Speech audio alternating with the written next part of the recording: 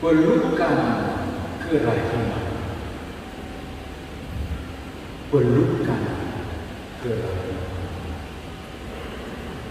Saudara-saudara, pada pesta kerahiman ilahi ini kita mengenang kerahiman Tuhan, pengampunan Tuhan, belas kasih Tuhan kepada murid-muridnya, murid kesayangannya, yang pada malam akhir hidupnya mengkhianati dia, menyangkal dia, melarikan diri, meninggalkan dia sendirian, ditangkap, disiksa, dan kemudian disalibkan dan dibunuh. Bukan cuma itu, ada yang melarikan diri dari komunitas, ada yang menghilang dari kelompok 12 yang Yesus bentuk. Thomas menghilang, muntaber, mundur tanpa berita. Kepada mereka yang telah melukai Tuhan, kepada mereka yang berdosa dan bersalah, Yesus datang, menembus dinding, menembus pintu dan jendela tertutup. Yesus datang bukan untuk menghakimi, bukan untuk menuduh dan mempersalahkan, bukan untuk ungkit-ungkit kesalahan mereka, tapi untuk memberikan damai bagimu, pengampunan untuk kamu. Bahkan dia memberikan Roh Kudus. Dan dia berkata, ini aku, jangan takut, percayalah. Itulah pesta hari ini, pesta kerahiman Tuhan.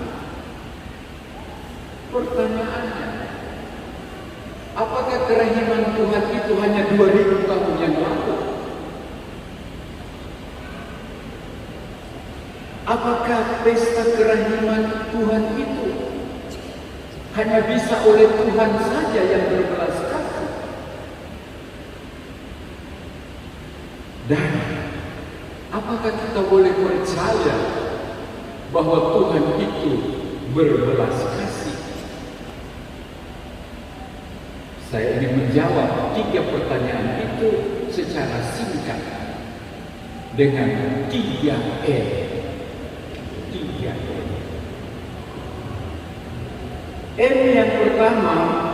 M yang pertama adalah memohon belas kasihan Tuhan. Siapa dari kita yang tidak memerlukan kebaikan Tuhan, pengampunan Tuhan, belas kasih Tuhan, kerahiman Tuhan? Siapa dari kita yang tidak punya dosa, biar kecil, tidak punya kesalahan, kerapuan, kebodohan, kemunafikan? Bahkan ada juga kejahatan yang besar, bahkan ada juga dosa yang luar biasa besar. Bukan cuma 10 perintah Allah yang dia lawan, sudah 11 bahkan 12.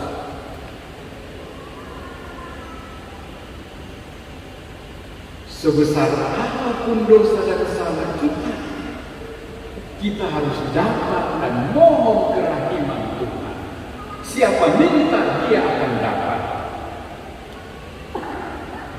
Saya ingin kasih satu bukti, kisah nyata. Suster Gaudia dan Veritas, pengikut Suster Faustina yang mendapat penglihatan kerahiman ilahi. Mereka memberi kesaksian di Polandia. Ada seorang imam mengunjungi umatnya di rumah sakit. Sesudah selesai dia pulang. Di lorong dia bertemu dengan seorang biarawati, seorang suster. Dia tidak kenal. Lalu suster ini minta, "Pastor, tolong masuk di kamar ini. Ada orang yang mau mati, tapi dia tidak mau mengaku dosa, dia tidak mau didoakan. Dia marah-marah, padahal dia sudah mau mati. Tolong dia." Pastor ini masuk, memperkenalkan diri, "Saya pastor, Apa yang saya boleh buat? Orang itu marah, keluar, saya tidak butuh pastor. Pastor coba lagi, diusir lagi. Dia keluar. Ketika dia keluar, mau pulang, keluar dari rumah sakit, ketemu lagi suster tadi. Suster itu mohon, pastor, tolong, beri dia kesempatan. Dia sakit menghadapi maut. Pastor bilang, saya ditolak. Tolong, beri lagi harapan padanya. Satu kali lagi coba. Oke deh. Kalau dia tolak ya, saya akan berdiri atau duduk di sampingnya sambil saya berdoa koronta. Dia pun masuk. Dan orang itu mengusirnya sekali lagi. Pastor bilang, biar kau usir, tapi izinkan saya mau berdoa di sini. Silakan, saya tidak perlu doa. Pastor itu berdoa. Demi sengsaramu yang ngeri, kasihanilah kami dan seluruh dunia. Demi sengsaramu yang ngeri, kasihanilah kami dan seluruh dunia. Terus menerus, terus menerus. Orang itu naik pita, berhenti. Pastor, kenapa? Saya tidak perlu dapat belas kasihan. Saya tidak pantas dapat belas kasihan. Saya tidak mampu dikasihani. Saya terlalu jahat. Saya terlalu jahat. Pastor itu panci. Kenapa kau bilang begitu? Memangnya ada apa? Dan orang ini mulai berkisah. Dengar. 25 tahun yang lalu, di sebuah kota kecil di Polandia, saya bertugas menurunkan palang kereta api jika ada kereta mau lewat. Tapi malam itu saya mabuk. Hati-hati yang suka mabuk. Malam itu saya mabuk. Saya terlambat menurunkan pengaman itu. Dan ada satu mobil, suami istri dengan 3 anak, lewat dan ditabrak kereta api. Malam itu juga mati semuanya. Saya berdosa, saya pembunuh. Saya tidak pantas diampuni, saya tidak pantas dikasihani. Pastor itu mendekat. Dia menggenggam tangan bapak itu dan dia berkata, saudaraku, coba kau dengar. Coba kau dengar. Saya juga punya cerita. 25 tahun lalu, Papa dan Mama dengan 3 adik saya berkendara di kota yang kau sebutkan tadi. Dan saya hanya dapat berita bahwa mobil mereka ditabrak kereta api karena petugasnya terlambat menurunkan palang itu. Dan malam itu saya kehilangan Papa, Mama dan 3 adikku. 25 tahun lalu di kota yang kau sebutkan.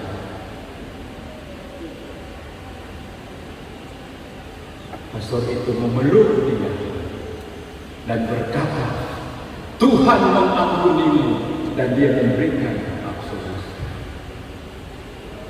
Kemudian pastor itu memeluk dia sekali lagi dan berbisik, saya juga mengampuni engkau. Pelukan kerahiman. Tuhan Allah Maha Rahim bukan hanya 2000 tahun lalu, sampai saat ini tidak ada dosa yang tidak akan diampuni jika orang mohon pengampunan. Ibu bapak, belum selesai, masih ada seri kedua. Ketika dia keluar dari ruangan itu, sesudah dapat minyak suci dan pengakuan, orang itu meninggal dalam pelukan kerahiman. Ketika pastor ini mau menuju mobilnya, dia ketemu lagi. Dia ingin ketemu suster itu. Penasaran, bukan main suster itu, baik sekali. Ada keinginan tentang orang ini.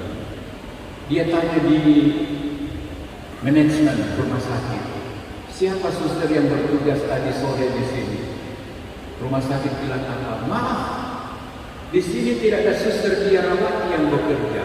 Tidak ada suster biarawati yang bertugas juga yang berkunjung. Tidak ada.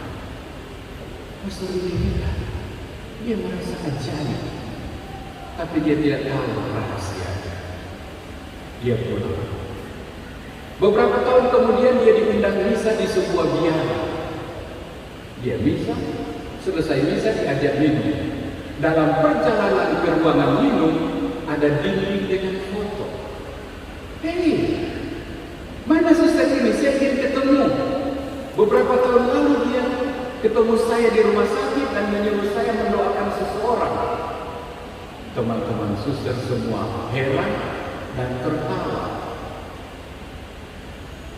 Pastor, suster ini adalah Suster Faustina dan dia sudah meninggal tahun 1938. Sudah 50 tahun yang lalu dia mati. Pastor ini tidak. Dia ini yang mencegat saya 5-6 tahun lalu pada peristiwa. Ibu bapak, tidak ada yang dapat menghalangi ketika orang minta kerahiman dari Tuhan. Demi sengsaramu yang ngeri, kasihanilah kami dan seluruh dunia. Jika doa itu disampaikan, kerahiman Tuhan akan menembus dinding-dinding, akan menembus tembok dan benua. Yang pertama apa? Mohon, meminta belas kasih Tuhan. Masih ada M yang kedua, ya? M yang kedua adalah mempraktekkan belas kasih. Jangan cuma minta-minta, tapi sendiri juga praktekkanlah belas kasih. Dengan kata lain, berbelas kasihlah pada orang lain. Ya, kita semua bilang kalau itu pastor gampang, tidak susah. Seperti bacaan pertama tadi. Murid-murid pertama, orang-orang Kristen pertama saling memberi. Kami juga saling memberi. Ada yang sudah beri APP, ada yang sudah buat aksi nyata ini, memberi makan orang penyapu jalan.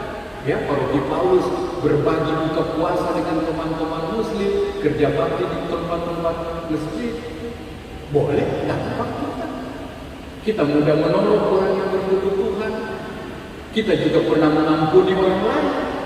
Masa di antara kita belum ada yang pernah berbelas kasih mengampuni sesamanya? Sudahlah. Maka yang kedua ini rata-rata kita sudah buat. Tapi jangan cuma buat pada hal-hal kecil. Jangan cuma berbelas kasih pada hal-hal sederhana. Berani juga berbelas kasih pada hal-hal besar. Ketika kau dikhianati, maafkan, ampuni. Ketika engkau ditinggalkan oleh suami, dia pelihara anak sendiri, sebatang kara, ampuni dia. Ketika kau didustai, kau dicurangi, ketika kau dijatuhkan oleh orang terdekatmu, maukah kita mempraktikkan belas kasih juga pada hal-hal besar? Jangan cuma yang kecil, juga di mana itu. Sebuah kisah nyata. Tanggal 13 Mei 1917, dalam penampakan Maria kepada 3 anak Fatima, Francesco, Jacinta, dan Lucia, Maria berpesan, berdoalah bagi jatuhnya komunis, berdoalah bagi bertobatnya orang berdosa. Dan rahasia ketiga Maria katakan, ada seorang berjubah putih di lapangan luas, disaksikan banyak orang, berlumuran darah. Anak-anak ini tidak mengerti, tapi mereka ingat saja. 13 Mei 1917, waktu bergulir, 13 Mei 1981. Yohanes Paulus II berada di lambangan Santo Petrus, disaksikan banyak orang, tiba-tiba berlumuran darah. Mehmet Ali Akça dari Turki menembak dia dari jarak 4 meter dengan 2 tembakan. Jatuh, baju putih jadi merah darah. Dalam keadaan bahaya maut kehabisan darah, Paus Yohanes Paulus kedua berpesan, jangan bunuh orang itu. Sebuah belas kasih. Dan kedua, jangan takut, saya tidak akan mati.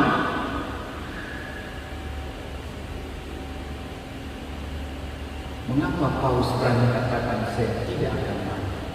Karena dia tahu Maria sudah ramalkan tanggal 13 Mei 1917 ada seorang berjubah putih di lapangan luas disaksikan banyak orang berlumuran darah. Dia tahu sekarang sayalah yang diramalkan Maria.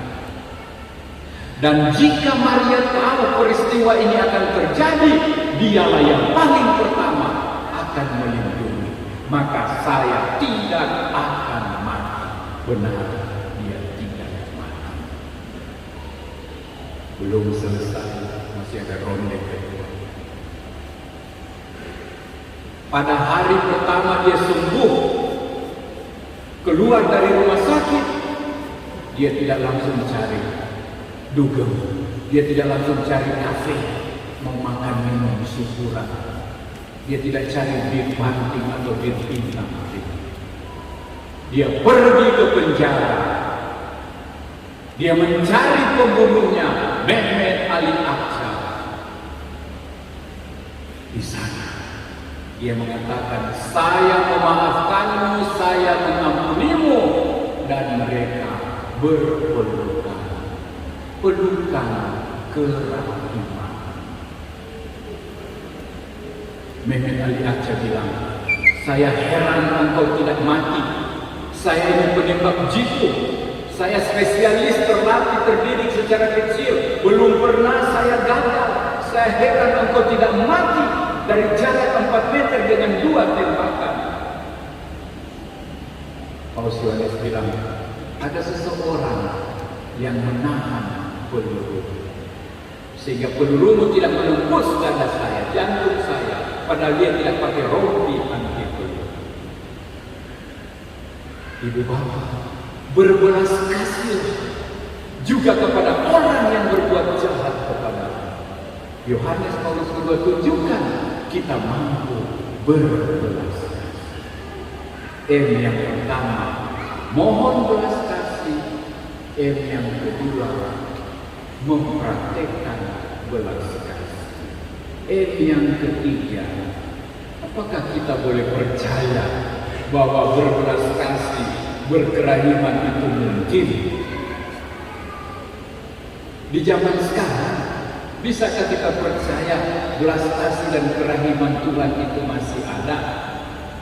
Masih, saudara-saudari. Bacaan kedua tadi meminta kita percaya. Orang yang percaya tidak dapat dikalahkan dunia, kata Paulus.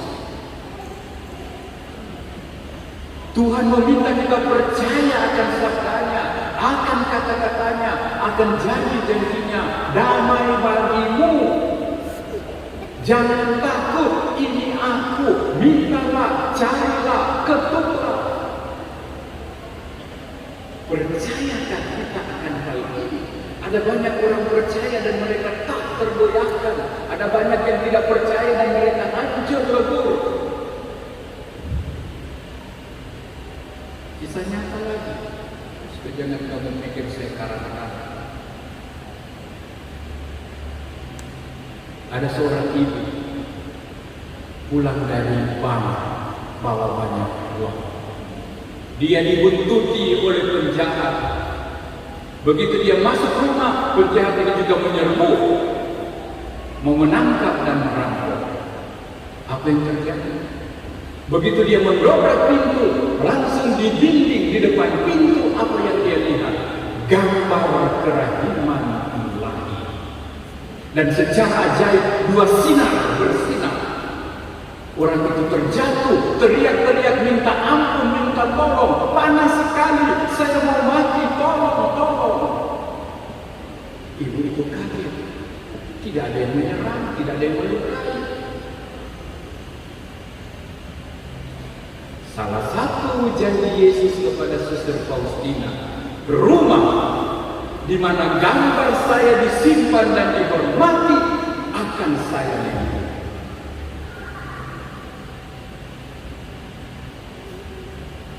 Rumah di mana gambar kerahiman Allah Sang Ilahi disimpan, dihormati, dan orang berdoa di situ, saya akan melindungi orang itu.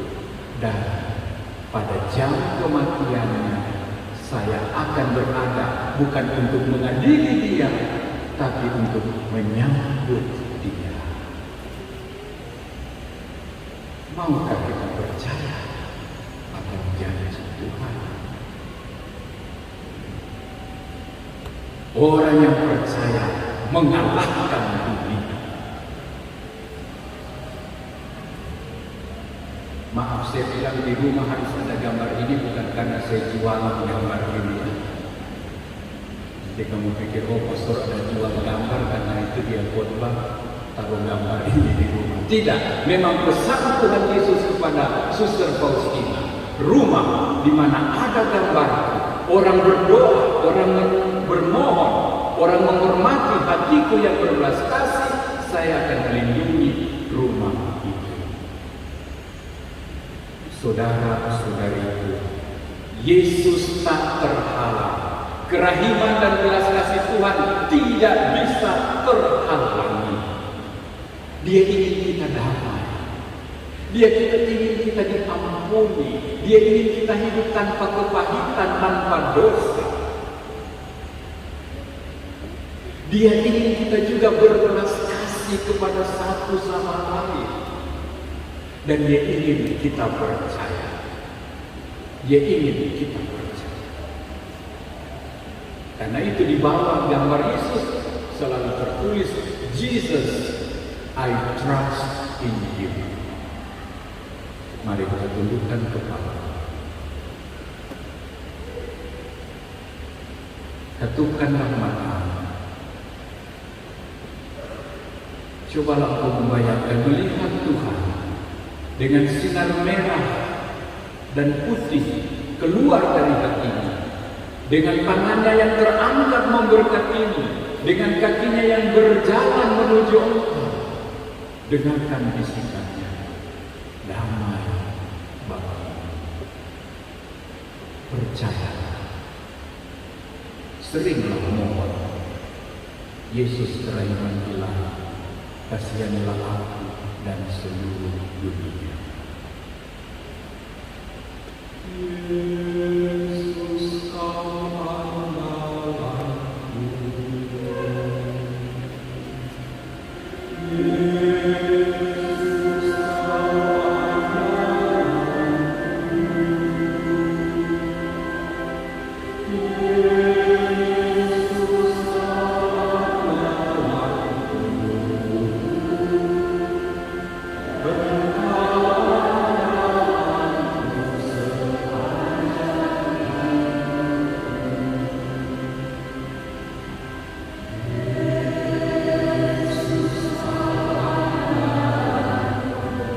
Mohonlah ampun kepada Tuhan apapun dosa dan kesalahan sejahat apapun.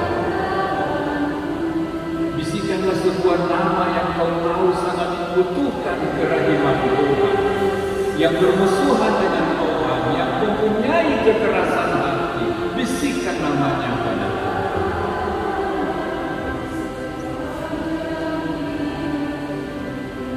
Yesus kau andalanku. Yesus, berilah aku kemurahan dan kerahiman. Semoga aku boleh mengampuni dan memaafkan, membuang kepahitan yang ada padaku. Yesus, aku mengandalkan, aku